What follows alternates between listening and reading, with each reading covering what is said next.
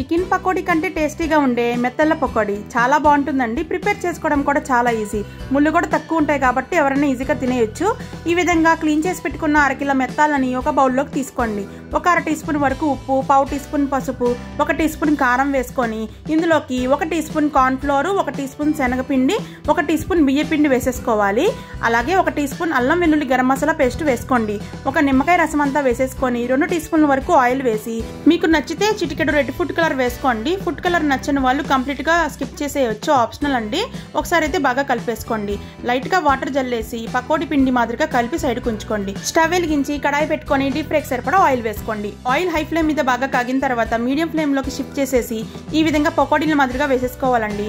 వేసిన వెంటనే గరిటెతో కదపకుండా ఒక 2 నిమిషాల వరకు ఫ్రై అవ్వనిచ్చి గోల్డెన్ బ్రౌన్ కలర్ వచ్చిన తర్వాత టిష్యూ ఉన్న ప్లేట్ లోకి తీసేసుకోండి. పచ్చిమిరపకాయలు, కరివేపాకుతో గార్నిష్ చేసుకుంటే రుచికరమైన మెత్తళ్ళ పకోడీ రెడీ.